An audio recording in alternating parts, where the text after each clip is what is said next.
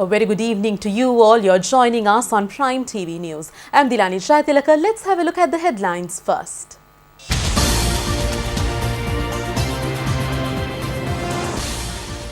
Venerable Kobavaka Damminda Thera airlifted to Colombo for further treatment. 3 accomplices of Makandure Madush apprehended. 13 islands in Kalpitia to be developed. 150,000 low-income families will get Samurdhi. Monsoon rains in Bangladesh kill more than 12.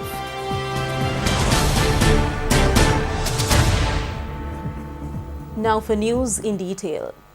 Several police teams have been dispatched to investigate the shooting incident targeting chief incumbent of Kirivihera, Venerable Kobavaka Damminda Thera.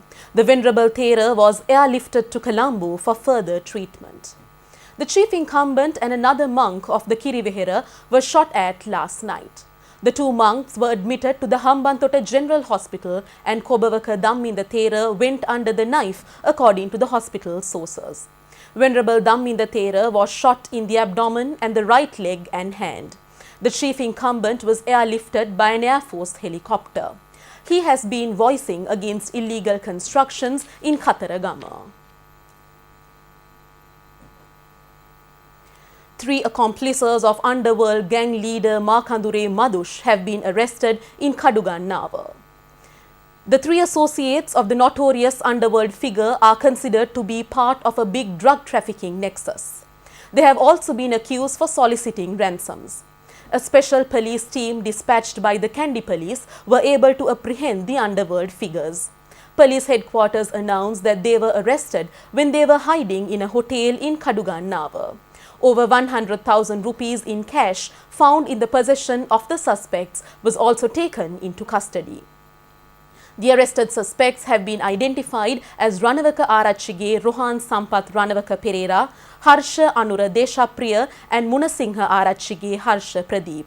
The Kandy police has handed over the suspects to Organised Crimes Investigations Division for further investigations under the instructions of IGP Pujit Jayasundara.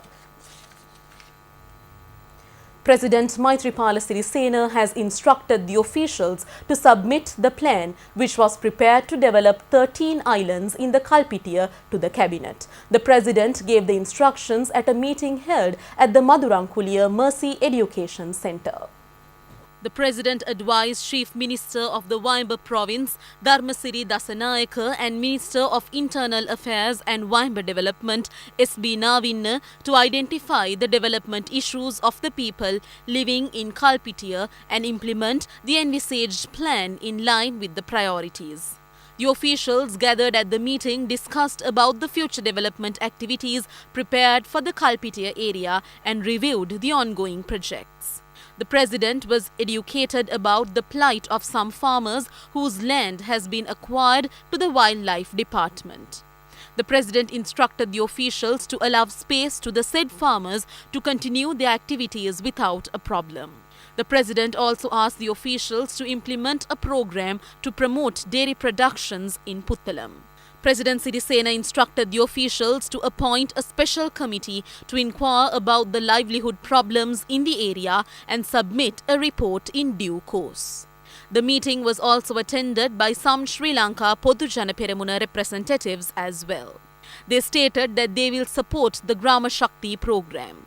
45 million rupees was allocated for the Kurunegala district and 24 million rupees for the Puttalam district under the Grama Shakti initiative. An MOU was signed between Grama Shakti People's Movement and the Cargill's company to purchase some crops.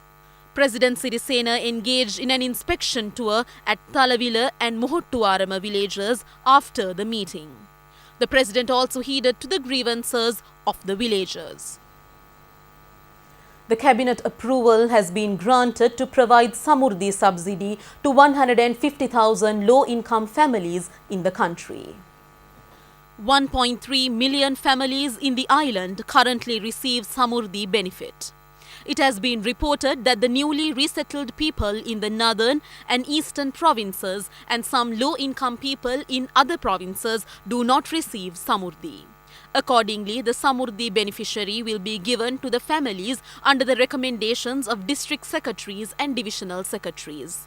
The cabinet approval was granted to publish the draft bill of the Office of Compensation in Gazette. Afterwards, the draft bill will be presented in Parliament. The new office will provide compensation to the people who have been victimized by conflicts in the northern and eastern provinces, political unrest, civil commotions, and enforced disappearances. The cabinet also granted approval to the proposal of paying a compensation of 185.9 million rupees to the people who were victimized by the riots took place at Alutgama in 2014. The due amount has been allocated to provide compensation to damaged furniture and other property. The compensation will be paid under the recommendations of the Special Assessment Committee appointed in this regard. The Grama Shakti and Gama Hadana Gamana program was launched today from the Puttalam district under the patronage of President Maithripala Sirisena. This program will be implemented in parallel to the Grama Shakti People's Movement. The Gama Hadana Gamana program provides immediate solutions to the developmental problems of the villages, and its first program was held at Puttalam, Mahavava, Medagoda under the President's patronage. The representatives of the people covering all the 16 divisional secretary divisions in the district were brought to a single place, and they were given an opportunity to present their development issues to the President. The ministers, the MPs and the government officials of the area were summoned to this meeting, and the President will take steps to provide solutions for the problems of the people at the same time. The program, implemented according to a concept of President Maithripala Sirisena, will be launched in all the districts of the country in the near future. President Maithripala Sirisena has appointed a committee to expedite development activities in the northern and eastern provinces. President Sirisena, who was travelling in Batiklo, recently stated that a new committee comprising public representatives and government officials to develop the northern and eastern provinces will be appointed. 48 members have been appointed to the committee, and it will be chaired by Secretary to the Ministry of National Integration, Reconciliation and Official Languages, Y. Sivanjana Soti.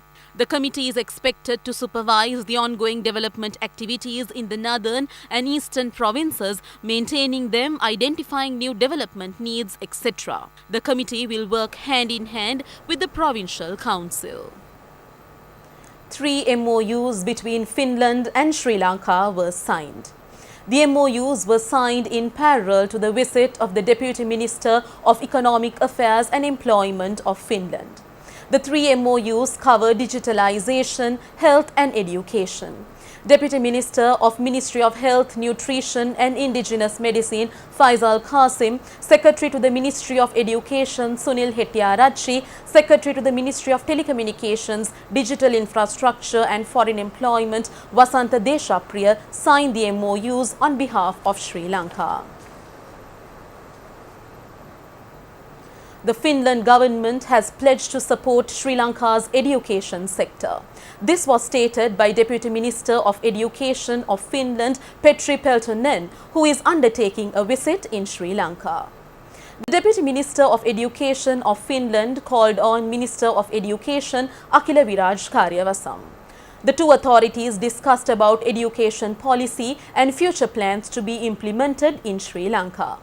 During the discussion, attention was drawn on introducing a new education system to Sri Lankan students with the view of enhancing Sri Lanka's quality of education.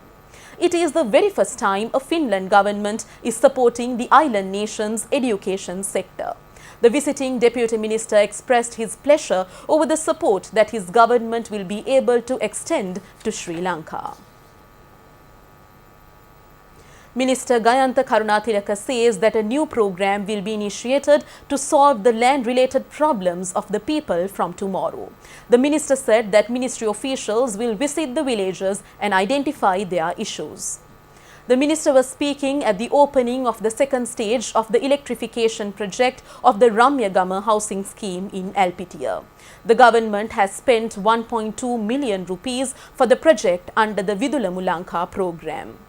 Minister Karunatilaka said that the first program to solve the issues of land blocks will commence from the Gaul district. He further said that many issues pertaining to the land blocks of the people can be overcome under the expeditious program to be implemented soon. The Presidential Commission appointed to inquire about the corruption and misappropriation taken place at the Sri Lankan Airlines, Mihin Lanka and Sri Lanka Catering sat today. The Commission gathered evidence from stakeholders and other relevant parties. Minister Harin Fernando says a subversive campaign is underway to hide the plundering of public coffers during the past regime. The minister made the comment attending the media briefing at the UNP party headquarters. Minister Harin Fernando said that some media organizations do not focus their attention on huge corruption committed by the Rajapaksa administration. Instead, they only talk about the corruption linked with Aloysius. Harin Fernando said that it is a strategic game of some political elements to mislead the general public.